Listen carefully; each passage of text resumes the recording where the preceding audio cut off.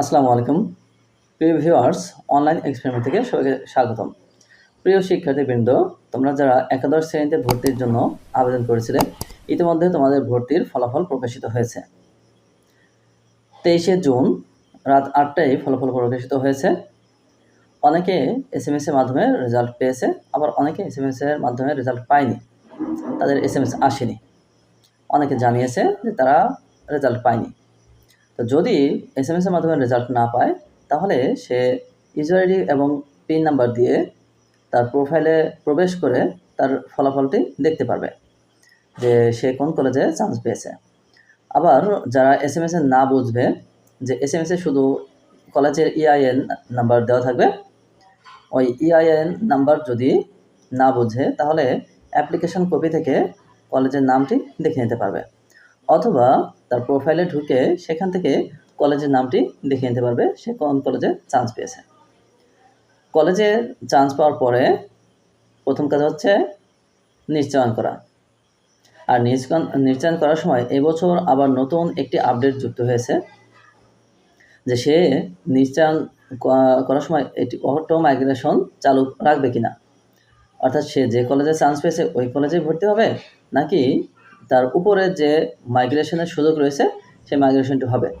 অর্থাৎ কেউ যদি 5টি কলেজে আবেদন করে থাকে, যদি সে 5ম নাম্বার কলেজে চান্স পায়, তাহলে কিন্তু তার সুযোগ রয়েছে উপরের দিকে ওঠার।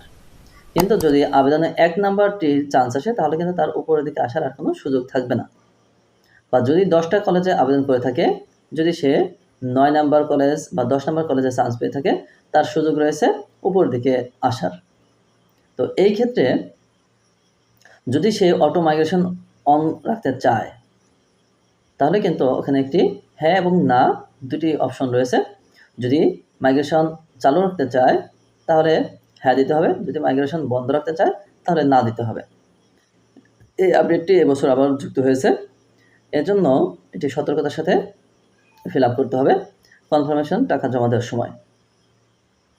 আর মাইগ্রেশনের বিষয়টা ভালো করে বুঝে নিতে হবে, যে কলেজে আমি চান্স পেয়েছি, আমি কি ওই কলেজেই থাকবো, নাকি উপরের দিকে যে কলেজগুলো বাকি রয়েছে সেই কলেজে আমি যেতে যাচ্ছি।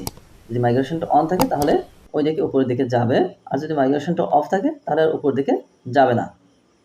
আর রেজাল্ট নিয়ে দুশ্চিন্তার কোনো কারণ নেই, সার্ভার জটিলতা খুব শীঘ্রই কারিগরি ত্রুটি সমাধান করা হবে। আমরা আশা করছি যে ভর্তির সময় যেরকম একটি সমস্যা হয়েছিল, সেরকম আবারও সমস্যা হয়েছে। তো যেহেতু আমাদের 4-5 দিন সময় হাতে রয়েছে, অর্থাৎ 29 তারিখ পর্যন্ত আমাদের কনফার্মের টাকা আমরা জমা দিতে পারবো, সেহেতু দুশ্চিন্তার কোনো কারণ নেই। সবাই ধৈর্য সহকারে আমরা দেখতে থাকি যে কখন এটি সমাধান হয়।